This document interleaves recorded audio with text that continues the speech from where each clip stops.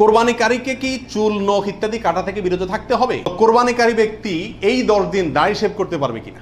কোরবানির ভাগীদারদের নাম জপা কোরবানির পরে এটা জরুরি কিনা? বিয়ের অলিমার গোশত সংগ্রহের জন্য কোরবানি করা জায়েজ আছে কিনা? কোরবানির গোশত দিয়ে দিনের প্রথম খানা খেতে হয়, এই কথাটা কতটুকু সঠিক? হাজী সাহেবদের জন্য দেশে কোরবানি করা জরুরি কিনা? মা বাবা, স্ত্রী, বড় ভাই এদের কাউকে খুশি করার জন্য কারোর পক্ষ থেকে কোরবানি দেওয়া যাবে কি যাবে না? কোরবানির ভাগীদারদের নাম জপা কোরবানির পরে এটা জরুরি কিনা? আপনারা দেখবেন ভাগীদারে কোরবানি যদি দেয় তার লিস্ট লিখতে লিখতে অবস্থা খারাপ হয়ে যায়, এবং যিনি কোরবানির পশু জবাই করেন ওই হুজুর নাম নিতে নিতে অবস্থা খারাপ। আল্লাহর নামে এতবার নেয় কিনা সন্দেহ, এতবার ওই ভাগীদারদের নাম নেয়, কারণ ভালো করে নাম নিলে টাকা পাওয়াও, কোরবানি জবাইয়ের টাকা পাওয়াও কঠিন হয়ে যাবে। তো এটা জরুরি কিনা? উত্তর হলো এটা মুস্তাহাব। কোরবানি করার পরে আল্লাহুম্মা তাকাব্বালহু মিন ফুলান ফুলান ফুলান, আল্লাহ এটাকে অমুকের পক্ষ থেকে নাম ধরে তাদের পক্ষ থেকে কবুল করুন, এরকম বলাটা মুস্তাহাব, উত্তম। রাসূল আকরাম সাল্লাল্লাহু আলাইহি ওয়াসাল্লাম নিজেও বলেছেন, আল্লাহ এটা আমার পক্ষ থেকে কবুল করেন, এটা আমার উম্মতের পক্ষ থেকে কবুল করেন, আমার পরিবার, এটা আমার উম্মতের পক্ষ থেকে। তাহলে এভাবে সবাইয়ের পক্ষ থেকে কোরবানি, যে কয়জন দিচ্ছে তাদের পক্ষ থেকে কোরবানি হচ্ছে এই কথাটা, এবং তাদের পক্ষ থেকে আল্লাহ কবুল করেন, এটা বলাটা উত্তম, মুস্তাহাব। কিন্তু কিনা কোনো কারণে যদি এটা কেউ বলতে ভুলেও যায়, নিয়ত যেহেতু আছে আল্লাহ জানেন, অতএব কি হয়ে যাবে? কোরবানি হয়ে যাবে। বিয়ের অলিমার গোশত সংগ্রহের জন্য কোরবানি করা জায়েজ আছে কিনা? আমাদের দেশে উল্লেখযোগ্য সংখ্যক বিয়ে হয়ে থাকে কোরবানিদের পরে। আপনারা খেয়াল করবেন, আগদ হয়তো আগে পরে হয়, খাওয়ান দাওয়ানের অনুষ্ঠান হয় কোরবানিদের পরে। আল্লাহ মাফ করুক, কোরবানির সময় তো গরু একটা এমনি জবাই করা লাগে, তো ওই সময় যদি অলিমার অনুষ্ঠানটা বা বৌভাতের অনুষ্ঠানটা করা যায় তাহলে তো ওই গোশত দিয়েই সারা যায়, গোশতের টাকাটা বেঁচে যায়। যদি কারোর এরকম উদ্দেশ্য থাকে তাহলে সেক্ষেত্রে তার কোরবানি হবে না। আর যদি কেউ মনে করে যে না, ঈদের পরে সবাইকে পাইতে সুবিধা হয় সেজন্য ওই টাইমটাতে করতেছি, অথবা আপনার কোরবানি করলাম অলিমার জন্য আলাদা গরু জবাই করলাম, অথবা আপনার কোরবানির গোশত অলিমার জন্য করি না, আমি অলিমা করলেও একটা গরু দেই, অন্য বছর না থাকলেও একটা গরু আল্লাহর জন্য দেই, এরকম যদি কেউ থাকে তাহলে তার জন্য জায়েজ আছে। আর তা না হলে এই কোরবানির গোশত দিয়ে অলিমা সারা, অনুষ্ঠান সারা, এটা যদি ওই উদ্দেশ্যে করে তাহলে সেক্ষেত্রে এটা কোরবানি হবে না, বরং এটা এক ধরনের তামাশা হবে কোরবানির নামে। হাজী সাহেবদের জন্য দেশে কোরবানি করা জরুরি কিনা? যারা হজ করতে আসছেন তারা দেশে তাদের পক্ষ থেকে কোরবানি দিতে হবে কিনা? উত্তর হলো না। হাজী সাহেবরা যারা আসছেন তারা হজ করতে এসে হজের পরে তারা দমের শকর দিচ্ছেন, শুকরিয়া স্বরূপ যে দম দিচ্ছেন, যেটাকে আমরা কোরবানি বলি, এখানে দিচ্ছেন, তাদের জন্য দেশে তাদের পক্ষ থেকে আর কোরবানি দেওয়া কিনা জরুরি না। তাছাড়া তারা মুসাফির অবস্থায় মুসাফির ব্যক্তির জন্য কি দিতে হয় না? কোরবানি দিতে হয় না। মা বাবা, স্ত্রী, বড় ভাই এদের কাউকে খুশি করার জন্য কারোর পক্ষ থেকে, সমাজে বলে কারোর নামে, কোরবানি দেওয়া যাবে কি যাবে না? উত্তর হলো না। এটা রিয়া, লৌকিকতা, মানুষ দেখানো, এটা শিরকে আসগর। আমাদের সমাজে একটা সমস্যা দেখা দেয় কোরবানির সিজন আসলে। কথার কথা, একটা পরিবারে আপনি একটা গরুতে একটা অংশ কোরবানি দিবেন অথবা ছাগল কোরবানি দিবেন, সেক্ষেত্রে মা চায় যে আমার নামে দেখ, মানে আমার পক্ষ থেকে দেখ, বাপে চায় যে আমার পক্ষ থেকে দেখ। এখন ছেলে চিন্তা করে কারে খুশি করব। অনেক সময় স্ত্রী স্বামী দুজনের ভিতরে চায় যে আমার নামে দেখ, বড় ভাইয়ের নামে না দিলে বড় ভাই মুখ কালো হয়, এই জন্য কার নামে দিবে এটা নিয়ে এক ধরনের হেজিটেশনে মানুষ ভুগে।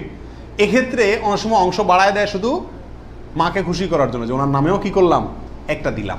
এটা এক ধরনের রিয়া বা লৌকিকতা। যদিও যদি সওয়াবের উদ্দেশ্যে থাকে যে উনি ভালো কাজ করতে চান, সেই হিসাবে ওনাকে আমি ভালো কাজে সহায়তা করলাম, তাহলে ভিন্ন কথা। কিন্তু সাধারণত এই চিন্তাটা খুব কমই থাকে। এই জন্য কাউকে খুশি করার টার্গেটটা কোরবানিতে থাকা উচিত না। আর মা বাবা বা অন্যদেরও মনে রাখা উচিত, যার সামর্থ্য আছে সে দিবে, যে মূল কর্তা সে দিবে। এক্ষেত্রে আমার নামে দিল না, অমুকের নামে দিল না, অমুকের পক্ষ থেকে দিল না, এই জন্য মন খারাপ করা তাদেরও উচিত না, এটা বোকামি। কোরবানিকারীকে কি চুল, নখ ইত্যাদি কাটা থেকে বিরত থাকতে হবে? উত্তর হলো হ্যাঁ। নবী রাসূলুল্লাহ সাল্লাল্লাহু আলাইহি ওয়াসাল্লাম বলেছেন, মান আরাদা আন ইউদাহিয়া, যে ব্যক্তি কোরবানি করার ইচ্ছা রাখে, পোষণ করে, ফালা ইয়াখুয মিন শা'রিহি ওয়া আযফারিহি শাইআ, সেই জন্য তার নখ, চুল ইত্যাদি কোনো কিছুতে হাত না দেয়। কোরবানির ঈদের 10 দিন আগে, চাঁদ যেদিন উঠবে ওই দিন থেকে নিয়ে ঈদের দিন পর্যন্ত এগুলো করা যাবে না। কি করা যাবে না? চুল, নখ ইত্যাদি কাটা যাবে না, কাটবে না কোরবানিকারী ব্যক্তি। কোরবানি দেওয়ার পরে চুল, নখ ইত্যাদি কাটবে। এটা খেয়াল রাখা উচিত।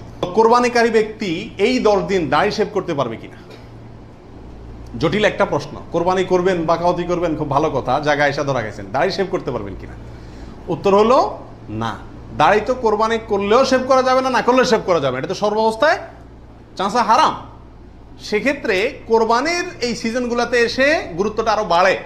একে তো এমনি হারাম, আবার কোরবানি করছেন সেজন্য নবী সাল্লাল্লাহু আলাইহি ওয়াসাল্লাম বলছেন আপনি যেন না ধরেন, এগুলোতে হাত না দেন। তাহলে কোরবানি করার যদি ইচ্ছা থাকে, আল্লাহকে সন্তুষ্ট করতে আসলেই মনে চান, তাহলে এই 10 দিন দাঁড়িয়ে কি করতে পারবেন না, শেভ দিতে পারবেন না। খোঁচা খোঁচা দাঁড়িয়ে নিয়ে কি করতে হবে, মসজিদে যেতে হবে। কোরবানি দেওয়া শেষ, এবার কি করতে পারবেন, দাঁড়িয়ে শেভ করতে পারবেন না, তাও যাবে না। আল্লাহ আমাদের বোঝার তৌফিক দান করুন। কোরবানির গোশত দিয়ে দিনের প্রথম খানা খেতে হয়, এই কথাটা কতটুকু সঠিক? উত্তর হলো পুরাই সঠিক। রাসূল আকরাম সাল্লাল্লাহু আলাইহি সাল্লাম থেকে বর্ণিত হয়েছে যে তিনি ঈদুল আজহাতে, ঈদুল ফিতরের ব্যতিক্রম করতেন। ঈদুল ফিতরে কিছু একটা মিষ্টি খেয়ে, খেজুর টেজুর খেয়ে তারপর ঈদগাহে যেতেন। আর ঈদুল আজহাতে সারাদিন কিছু খেতেন না, কোরবানির পশুর গোশত দিয়ে প্রথম খানা খেতেন দিনের। অতএব আপনি গরু দেন, ছাগল দেন, যেটা দিয়ে কোরবানি করেন, দিনের প্রথম খানা কি দিয়ে হওয়া উত্তম? ওই গোশত দিয়ে হওয়া উচিত। গোশতটা তো আল্লাহকে দিয়ে দিয়েছেন, আল্লাহর নামে জবাই করছেন, আল্লাহ আপনাকে হাদিয়া দিয়েছেন। এই জন্য আল্লাহর হাদিয়ার আগে একটু পেটটা খালি রাখেন, আকর্ষণ করে খান, তাহলে ইনশাআল্লাহ সেটা আপনার জন্য, আপনার আল্লাহর হাদিয়াকে আপনি মূল্যায়ন করলেন, সেটা প্রমাণ হবে। কয়েকজন মিলে 1 ভাগ কোরবানি দিতে পারবে কিনা? 2 জন, 3 জন, 4 জন, 5 জন মিলে 1 ভাগ কোরবানি দিতে পারবে কিনা? প্রবাসে দেখা যায় একটা রুমে 3 জন 4 জন আছে, তো কোরবানিদের দিন 4 জন মিলে যায় কি করে, একটা ছাগল কিনে নিয়ে আসে, আয়না জবাই করে।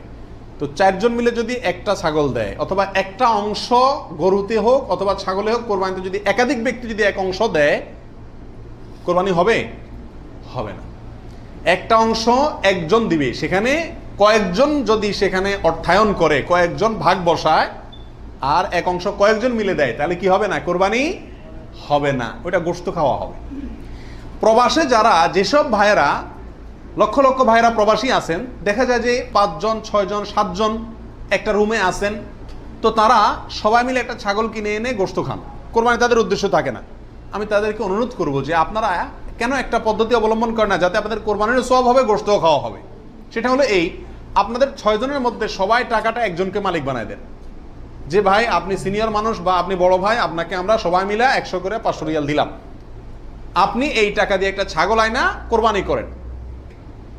উনি ওনার জন্যই কোরবানি করলো, আপনারা সবাই টাকাটা দিলেন, তাহলে আপনারা যে সহায়তা করলেন সব পেলেন কি পেলেন না? আর ওনার কোরবানিটাও হয়ে গেল, গোশতও খাওয়া হয়ে গেল, একসাথে সবগুলা পাখি এক ডিলে মারা গেল। আর যদি সবাই ঈদের দিনই জবাই করবেন ছাগল, তাহলে কোরবানি কেন করবেন না? একটু চালাক হলেই কোরবানির সওয়াবটাও হয়ে যাচ্ছে, গোশত খাওয়াটাও হয়ে যাচ্ছে। প্রবাসী ভাইদের ভিতরে এই সমস্যাটা প্রচুর পরিমাণ দেখা যায়, যে 5-6 জন মিলে ছাগল কিনে কোরবানির নিয়ত কেউই করে না, অথবা সবাই মিলে কোরবানির নিয়ত করে, যার দুইটাই কি ভুল।